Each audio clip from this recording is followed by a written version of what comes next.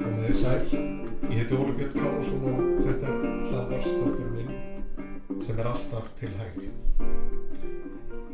Sérfræðingar OECD segja að íslensk stjórnvöld hafi brugðist djarflega við efnahagslegum afleiðingum kórónuveirunar en leið beitt sveigjanleika í aðgerðum. Þá hefur þegar verið mörkuð stefna til að tryggja sjálfbærni ríkisfjármála til lengri tíma að loknum faraldrinum. Í nýlegri skýrslu OECD íslenskt efnahagslíf sem var kynnt fyrir nokkrum vikum segir að þrátt fyrir þungt högg af völdum kórónuveirunar hafi aðgerðir jafnt á sviði ríkisfjármála og peningamála verið árangursríkar. Íslenskt efnahagslíf sé á góðum vegi til efnahagslegrar endurreisnar eftir kreppuna, fyrst og fremst vegna efnahagsúrræða stjórnvalda. OECD telur að hagvöxtur getur orðið meiri hér á Íslandi á næstunni en áður hefur verið reiknað með 2,2% á þessu ári og 4,7% á því næsta. Og ekki verður séð að nýlegar sóttvarnaaðgerðir sem stjórnvöld töldu sem meðbúna til að grípa til ógni þessum árangri. En það má hins vegar lítið út að bera. Ég hef haldið því fram í aðdraganda kosninga að þessi skýrsla OECD sé ágætt veganesti fyrir ríkisstjórnarflokkana. En skýrslan hins vegar annað og meira en yfirlit eða einkunnagjöf fyrir það hvernig staðið hefur verið að verki í glímunni við efnahagslega erfiðleika með árangursríkum hætti og það meira sé betri hætti en flestar aðrar þjóður.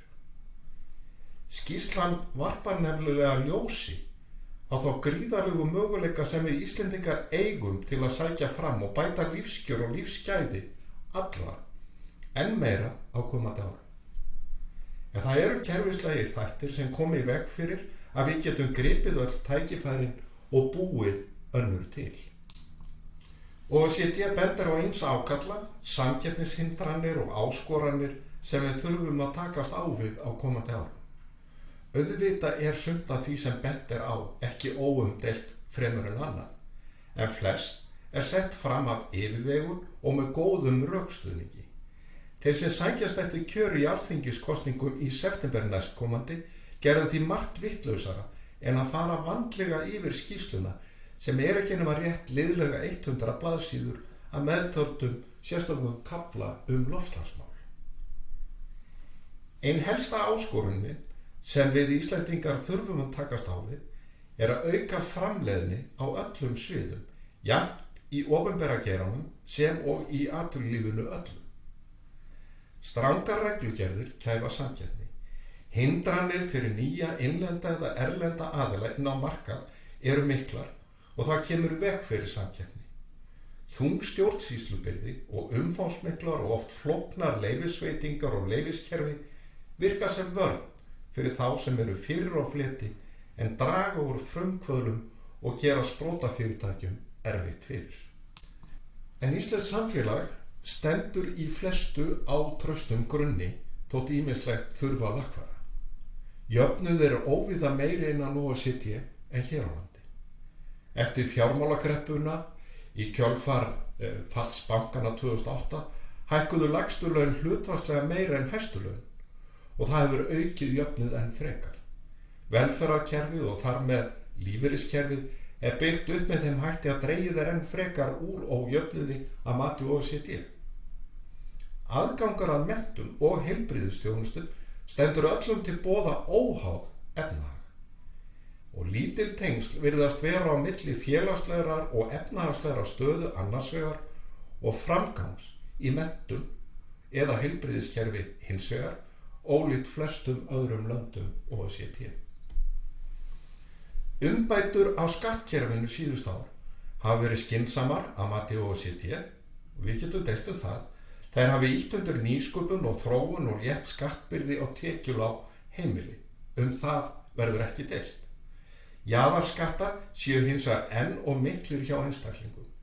bendir á að háir jaðarskattar getur unnið gegn auknu jafnrétti á vinnumarkaði. Ábendingar, sumir getur sagt gagnrýni og OECD, eru af ýmsum toga. Bendir til dæmis á nauðsyn þess að stokka upp tryggingakerfi öryrkja og þá fyrst og síðast að styrkja virkniúrræði til að byggja undir atvinnuþátttöku. Leggja þar enn meiri rækt við rafræna opinbera stjórnsýslu, en þar erum við Íslendingar eftirbátar margra landa en gætum verið fremstir. Áætlunum átak í þessum efnum liggur þegar fyrir og í raunni hafið. Meiri rækt þarf að setja í uppbyggingu lítilla sprota- og nýsköpunarfyrirtækja. Beina opinberum sjóðum sem sitja á áhættufjármagni í auknum mæli í samstarf við einkasjóði sem hafa meiri getu og þekkingu til að styðja fyrirtæki. En framtíðin byggist á menntun og gæðum hennar. Skipulag menntakerfisins verður að vera með þeim hætti að hægt sé að mæta síbreytilegum þörfum samfélagsins. Og þar er pottur brotinn að mati OECD, sem bendir á að gæði menntunar í grunn- og framhaldsskólum hafi minnkað á síðustu árum. Þá sé kennurum ekki umbunað í samræmi við reynslu og frammistöðu. Menntun þeirra virðist ekki hafa fylgt kröfum nýrra tíma. Háskólamenntun veldur ójafnvægi á vinnumarkaði þar sem tengsl milli skóla og atvinnulífs eru veik. Fjármögnunarmódel háskóla hefur leitt til þess að skólarnir einbeita sér fremur að því að innrita sem flesta nemendur í stað þess að tryggja gæði náms og frammistöðu nemenda. Og starfsmenntun fær enn og aftur falleinkunn hjá OECD og hún er sögð vanþróuð. Hlutfallslega færri sæki sér slíka menntun hér á landi en í nokkru öðru Evrópuríki. Námið takmarkast við hefðbundnar tækni og handverksstéttir. Skólabundið og starfsnám sé illa samþætt og nemendum standi fáar leiðir til háskólanáms til boða. Í sjálfu sér eru fæstar ábendingar OECD nýjar. Við höfum lengi vitað eða haft nokkra hugmyndum hver verkefnin eru á komandi árum. Þekkjum flesta brotnu pottana. Að einhverju leyti skorti pólitískan vilja eða kannski kjark til að hefjast handa við að lagfæra það sem miður fer. Að einhverju leyti er ástæðan djúpstæð andstaða við að einfalda regluverk atvinnulífsins og þætta betur saman menntun og þarfir atvinnulífsins. Sú andstaða á sér annars vegar rætur í andúð á atvinnulífinu og hins vegar litlum skilningi á því hvernig verðmætasköpun á sér stað. Verðmætasköpun sem stendur undir samfélagi velferðar. Niðurstaða kosninganna í september ræður mestu hvort mögulegt verður að brjótast út úr pólitískri sjálfheldu sem hefur hindrað árangursríka uppstokkun í regluverki atvinnulífsins og leggja styrkari grunn undir aukna velsæld. Þegar þessi orð eru töluð er kosningabaráttan ekki formlega hafin, en þunginn mun aukast eftir því sem nær dregur kjördegi. Og á þeim dögum sem eru til kosninga verða mörg loforð gefin, flest aukin ríkisútgjöld venju samkvæmt. Fæstir munu velta fyrir sér þeim ábendingum sem OECD hefur sett fram, ábendingar sem margar hverjar eru skynsamlegar og ættu skilið umræðu í aðdraganda kosningu og jafnvel þær ábendingar sem umdeilanlegar eru. Þótt stjórnmálaflokkarnir eigi eftir að leggja flest spil á borðið, ættu kjósendur hins vegar að geta gert sér þokkalega grein fyrir því við hverjum að búast. Það liggur til dæmis fyrir að Samfylkingin og Píratar lofa eiga ekki samstarf við Sjálfstæðisflokkinn í ríkisstjórn. Draumurinn er ríkisstjórn á grunni svokallaðs Reykjavíkurmódels vinstriflokkana sem Viðreisn gerði mögulegt að smíða eftir síðustu sveitarstjórnarkosningar. Eftir síðustu alþingiskosningar komu forystumenn Samfylkingar, Pírata og Viðreisnar saman til fundar til að kanna grundvalla samstarfi flokkana í ríkisstjórn eða stjórnarandstöðu ef svo bær undir. Formaður Samfylkingarinnar fullyrti í fjölmiðlum að á fundi þríflokksins væru saman komin, eins og hann kallaði það, frjálslyndu öflin í íslenskum stjórnmálum. Merkimiða pólitík er þríflokknum eðlislæg. Og ekki er við öðru að búast en að þríflokkurinn, Píratar, Samfylking, Viðreisn komið saman til fundar fyrir og eftir komandi kosningar til að leggja drög að ríkisstjórn vinstriflokka. Gangi draumur þríflokksins ríkisstjórn eftir má ganga út frá því að skattar og álögur á launafólk og fyrirtæki hækki, ríkisútgjöld og skuldir ríkisins aukist, atvinnuvega fjárfesting dragist saman og ríkisreksturinn verði óhagkvæmari og þjónustan verri. Þetta er ekki uppskrift að fjölbreyttara samfélagi eða bættum lífskjörum. Og það verður alið á ótta fólks til að réttlæta aðgerðir sem skerða borgaraleg réttindi. Þegar kolefnisgjöld voru hækkuð 50% í fjárlögum 2018, var það í huga þessara frjálslyndu þingmanna, sérstaklega Samfylkingarinnar, eftirgjöf, þar sem þau hefðu ekki verið hækkuð 100%. Ríkisstjórnin væri með því að afsala sér tekjum með því að ýta á einn takka. Hið sama ætti við fjármagnstekjuskattin, að ekki sé talað loforð að leggja að nýju á eignarskatta sem leggjast einna þyngst á eldri borgara, loforð eða kannski hótun. Þeir sem kappsamastir eru að líma á sig merkimiða frjálslyndirs líta á það sem eftirgjöf tekna eða afsal ef sæmilegra hófsemdar er gætt í skattheimtu. Virðingin fyrir sjálfsaflafé og eigum einstaklinga þvælist ekki fyrir þeim sem líta svo á að ríkið sé að veita nettó eftirgjöf, eins og sagt var í umræðum hér fjárlög, þegar að einstaklingar fá að halda einhverju eftir sem þeir afla og spara. Þetta er hugmyndafræðin sem hugsanlega ríkisstjórn vinstriflokkana mun fylgja. Við höfum orð og yfirlýsingar þeirra og ekki síður gjörðir til að vita á hverju við eigum vona. Og fyrir almenning, en ekki síst ungt fólk, hlýtur það að vera áhyggjuefni. Ungt fólk getur valið sér búseta mestu óháð landamærum. Það unga fólk er alþjóðlega menntað og margtínt. Það er auðvitað gleðilegt. Hve unga kynslóðin hér á Íslandi er alþjóðlega samkeppnisfær, hæfileika og hugmyndarík. Það skiptir sköpum fyrir samkeppnishæfni okkar Íslendinga og lífskjör almennt að gera það eftirsóknarvert fyrir ungt fólk að setjast hér að. Þar skiptir skattbyrðin máli sem og hvernig opinber þjónustu á borð við heilbrigðisþjónustu og menntakerfið er. Ísland er og verður í samkeppni við önnur lönd ekki síst ungt, vel menntað fólk á öllum sviðum. Hugmyndafræði skattheimtuflokkana leiðir óhjákvæmilega til verri stöðu okkar í þeirri keppni. Ég hef í gegnum árin reynt að vekja athygli á því að fjárstjórn ríkisins snúist ekki síst að nýta takmarkaða fjármuni með skynsamlegum hætti. Forgangsröðun útgjalda, skipulag ríkisrekstrar og hvernig opinber þjónusta er skipulögð skiptir almenning æ meira máli. Hvernig sameiginlegir fjármunir og eignir eru nýtt í þau verkefni sem við höfum falið ríkinu annast og eða fjármagna eru mikilvægara fyrir almenning en að hámarka tekjur sem renna í gegnum ríkiskassan.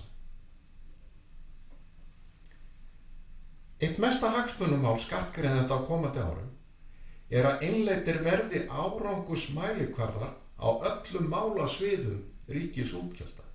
Ríkissjóður og þar með þingmenn og ráðherrar eiga að gera skýrar kröfur og auknar kröfur til allrar opinberrar þjónustu, ekki síst á sviði menntunar og heilbrigðisþjónustu. En það borin von að þeir stjórnmálamenn sem eru sannfærðir að flest vandamál verði leyst með auknum fjármunum hafi forystu að auka kröfur til opinberra aðila. Og kannski vita þeir sömu, að minnsta kosti vona ég að einhverju þeirra viti innst inni að þeir eru að blekkja sjálfan sig og aðra. Loforð aukin útgjöld í allt milli himins og jarðar eru auðveldari en fyrirheit betri nýtingu fjármuna og miklu líklegri til að fanga athygli fjölmiðla og öflugra þrýstihópa. Og þannig þenst ríkið út, reksturinn verður óhagkvæmari og þjónustan verri.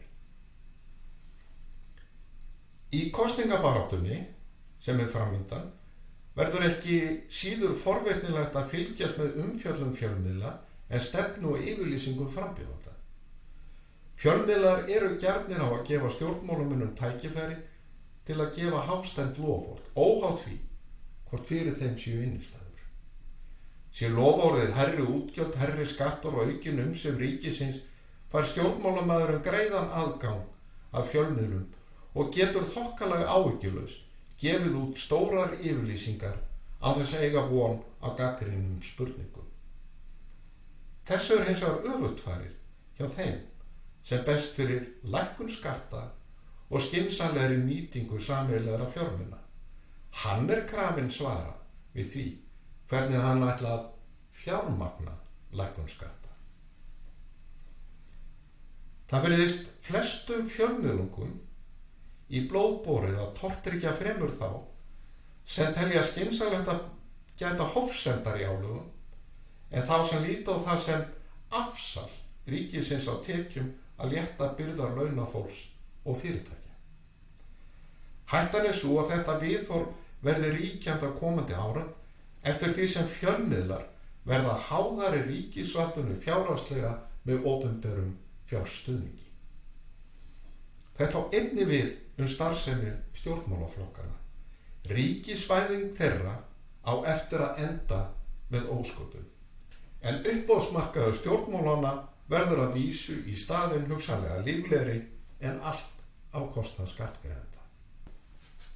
Kannski ekki óeðlilegt að kosningabarátta litist að kórónuveiru faraldrinum.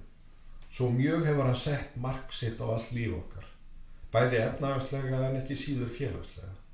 Og það var ekki við öðru að búast en að ákvörðun ríkisstjórnarinnar í síðasta mánuði að grípa aftur inn í daglegt líf okkar og skerða athafnafrelsi vegna óhagstæðrar þróunar veirunnar yrði umdeild og nú hafa þessar aðgerðir verið framlengdar. Ákvörðun að innleiða nýju fjöldatakmarkanir, grímuskyldu, nálægðarmörk og takmörkun afgreiðslutíma skemmtistaða og má aldrei vera léttvæg. En með henni var ljóst að ekki hægt að standa við fyrirheit stjórnvalda að daglegt líf innanlands yrði eðlilegt þegar stærsti hluti þjóðarinnar hefði verið bólusettur. Og það hefur ekki aðeins í för með sér efnahagslega kostnað, heldur ekki síður neikvæð félagsleg og sálræn áhrif á okkur öll. En síðustu daga hefur dálítið nýr tónn einkennt málflutning forystumanna ríkisstjórnarinnar. Í samtali við Morgunblaðið 9. ágúst sagði Katrín Jakobsdóttir forsætisráðherra orðrétt: Tölurnar, það að segja smittölurnar, þýða ekki það sama og þær gerði í mars 2020 og verði ekki túlkaðar eins, enda breytt hlutfall af alvarlegum veikindum.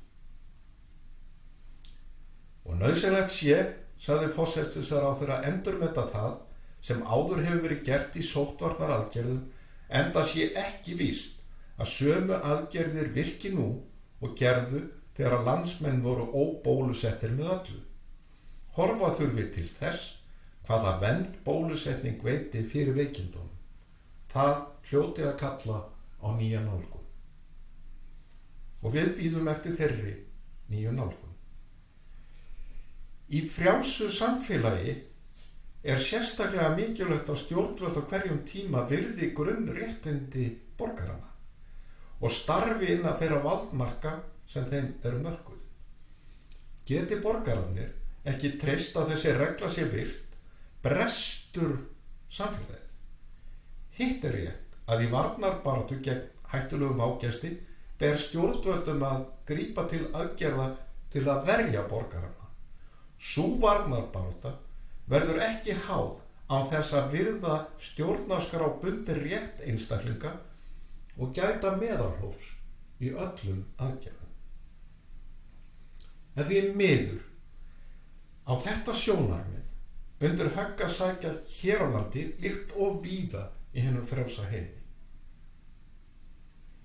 Ég hef áður gert það umtalsefni, jafnt hér í hlaðvarpinu sem og í greinum, í Morgunblaðinu og í ræðum,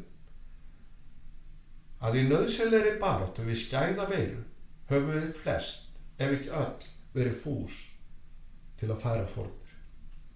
Reiðubúin til að sætta okkur við skert athafnafrelsi og skert lífsgæði í ákveðin tíma. Við viljum sýna árvekni en ætlum okkur ekki að fórna samskiptu við vini og fjölskyldu eða glata möguleikanum að eignast nýja vini. Fyrir nokkrum vikum sagði ég hér í hlaðvarpinu að okkur sé nauðsynlegt að eiga aðgang að kryddilífsins, listum og menningu, lifandi tónlist, leikhúsi, myndlist, upplestri, ögrandi skálda og svo framvegis. Við viljum koma saman á vellinum og hvetja okkar karla og konur áfram í hörðum leik. Styðja við bakið á börnunum okkar á vel skipulögðum íþróttamótum. Við viljum hitta vini á góðum veitingastað, fagna með þeim og yndislegum brúðkaupsdegi, halda glaðan dag og afmælisdegi, gleðjast á fjölskylduhátíðum og að leiðarlokum kveðja og þakka fyrir dýrmæta samfylgd. Við lítum á það sem helgan rétt að ferðast, fá að sjá nýja staði, kynnast mannlíf í öðrum landshlutum, í öðrum löndum og öðrum heimsálfum. Við eigum stjórnarskrá varin rétt til að koma saman og stunda viðskipti í krafti athafnafrelsis enda frjálsir borgarar. Eitt að verja borgaralegu réttindi okkar allra og annað að átta sig á því hve mikil og afdrifarík efnahagsleg áhrif af því að skerða athafna og félagslegt frelsi einstaklinga. Þeir sem ala mest á óttanum vilja lítið ræða þetta, jafnvel þótt augljós sé að til lengri tíma molnar undan stoðum velferðarsamfélagsins og lífskjörum almennt. En hitt augljóst, og það höfum við séð á síðustu mánuðum og misserum, að þolgæði, úthald og kjarkur einstaklingana verður seint kærður. Jafnvel óvissan og síbreytilega reglur ná ekki að drepa frumkvæði einstaklingana sem betur fer. Með athafnaþrá og bjartsýni verið að leggja hornsteina bættra lífskjara allt land. Fyrir þá sem hafa áhuga á íslensku atvinnulífi hefur verið sérstaklega ánægilegt að fylgjast með fréttum síðustu vikna af góðu gengi ólíkra fyrirtækja. Til dæmis var síðasta ár besta ár hugbúnaðarfyrirtækisins Tempo, sem orðið alþjóðlegt fyrirtæki með hugbúnaðarlausnir á sviði verkefnastjórnunar með yfir 20.000 viðskiptavini. Upplýsingafyrirtækið Kontóland hefur sprungið út en fyrirtækið hefur þróað rauntímalausnir til að fylgjast með hitastigi og staðsetningu á viðkvæmum vörum í flutningi og geymslu og hefur spilað lykilhlutverk í dreifingu á bóluefnum. Ýmis sprotafyrirtæki hafa náð fótfestu og fjármögnun, ekki síst tölvuleikjafyrirtæki, þar sem koma saman forritarar, hönnuðir og tónlistarfólk, listafólk sem býr til vöru óháð landamærum. CCP þekki allir, en nýlega lauk hlutafjárútboði hjá Solid Cloud leikjafyrirtækinu og var eftirspurnin fjórföld. Hlutabréf þess nú skráð á First North markað Kauphallarinnar. Hugbúnaðar og tæknifyrirtækin eru fleiri, Lucky Power, Grid, Lucinity, efnagreiningafyrirtækið DTE, EMS innskönunarfyrirtæki, Sidekick Health, Gagarin, Mentor, Anata, Stjörnuótti, Nox Medical og þannig má lengi telja. Rótgróin hátækni fyrirtæki eins og Marel og Össur standa styrkum fótum og sækja fram á alþjóðamörkuðum. Frumkvöðlar og framtaksmenn ekki aðeins að leggja grunna bættu lífskjörum hér á landi, heldur að auka fjölbreytileika atvinnulífsins og fjölga möguleikum okkar allra til atvinnu. Besti stuðningur sem stjórnvöld geta veitt frumkvöðlum að tryggja stöðuleika og fyrirsjáanleika í stjórnarathöfnum, ekki síst í baráttu við skæða veiru. Ábyrgðin liggur ekki hjá embættismönnum, heldur hjá ríkisstjórn og þingmönnum á hverjum tíma. Ég þakka þeim sem hlýddu. Góða stund.